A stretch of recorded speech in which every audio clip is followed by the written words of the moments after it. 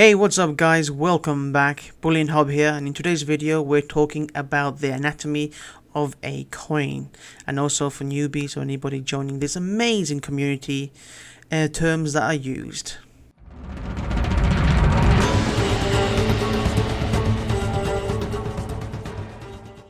Okay, so if we start looking at this image here, just to explain, we have the obverse. The obverse is the front side, or also known as heads of a coin. Generally, the obverse is the side with the face on, but I must say some coins don't have face either side or have faces both sides.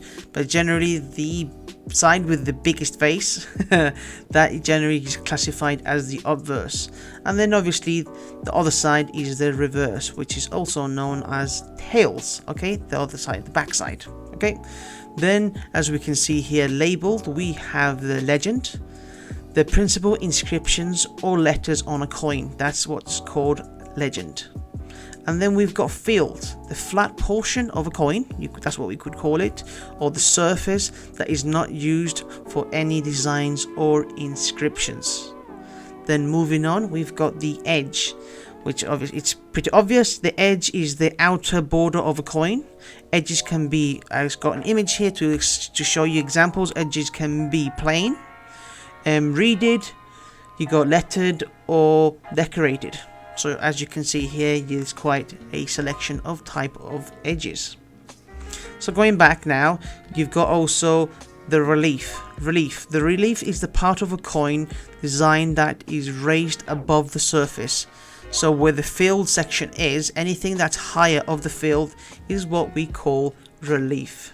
Another thing you might see on most of the coins is a mint mark, mint mark, which is a small letter or symbol on the coin used to generally identify where a coin was made.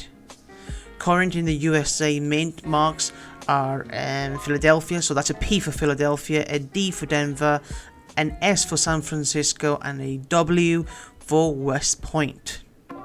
Okay, moving on to the last thing, which is the rim.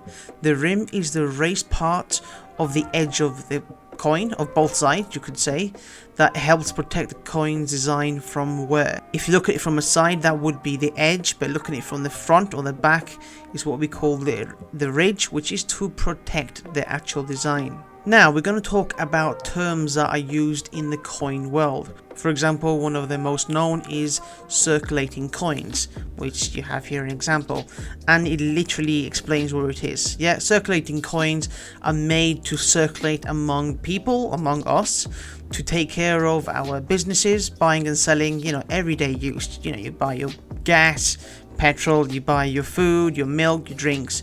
That's what circulated coins are. Now you've got something called uncirculated coins, which I have another image to show you here.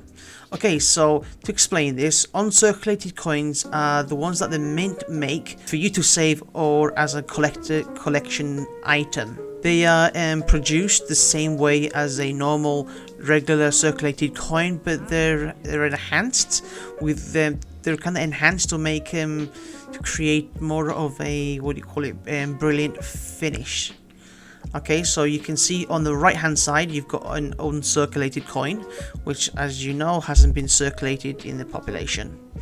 Okay, moving on to the left coin, proof coin. Proof coins have a mirror-like background, as you can see, compared to the one on the right. The background is, or what we called before the field, is more of a kind of mirror effect background, and the design has more of a frost element onto it, as you can see. So how does this work? The mint uses a special process of manually feeding burnished coins blanks into a press with special polish dies. Each coin is struck at least twice to bring out the detailing. This is another example.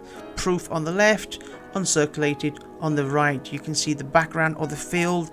It's like a mirror effect, and the actual design is frosted. And then the uncirculated, it's more as a regular coin. So error coins. An error coin is a coin that has not been correctly made or processed during its minting. It's usually overlooked in production and then released into circulation. So there is error coins out there. So as you can see in this example I'm showing you now, if you look at the letters, especially I think you can notice, well, in all of them, but as you can see here on the left, it's zoomed in for you. It wasn't done properly. It's been struck twice, and obviously it wasn't struck at the same place. So this is a good example of an error coin, and you can also tell on the Liberty here in the bottom left. Okay, I think I had more for you. Yeah, here guys. Okay, so if you look at these examples, the top one, the A and M practically stuck together, but when you actually look at the correct one, there's a space between each letter. If you can see here, you can appreciate it. There's a space in between each letter. Even on the error coin, there's a space between each letter here, but between the A and the M, there is no space. Okay, and then this is another example. This is a £1 British pound. So we can see here, it says, I circulated it for you, this £1 is from 2016, but then you can see the printed design on the edge. It says 2017. So that's another example of an error coin.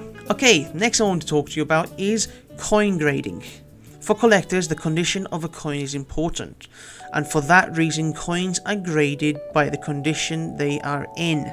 These grades respond with a numerical Sheldon coin grading scale, which is, if I remember right, it's a 70-point grading scale. So you can pause this if you want to have a look at it. I don't want to bore you with this too much, but you can obviously see the different grades. Obviously, the one collectors look for is the BU, which is brilliant uncirculated. The higher you go, sorry, I should have done it the other way around, but the lower you go, which is the bottom line, that's the most expensive, the best condition you can find a coin in, the highest grade. And then obviously the top one is the lowest grade. Okay, and the last thing I want to talk about is a privy mark. You might have heard coins that say privy coins or privy mark coins. They use many terms anyway.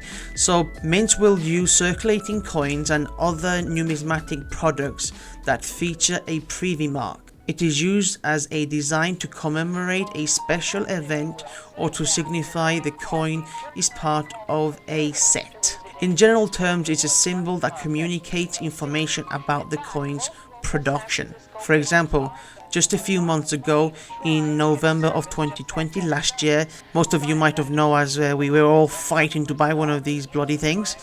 And I didn't manage to get one. I actually got the medal, but I didn't actually get one of these. But I mean, yeah, you'll remember you're the ones that were trying to buy one.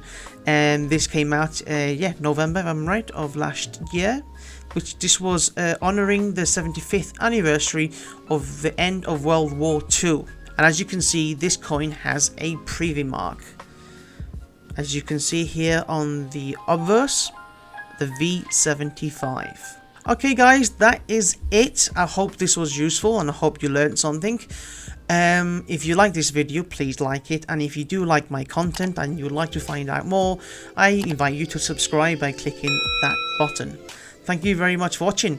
That's all from now from Bullion Hub. Take care and I'll see you soon. Goodbye.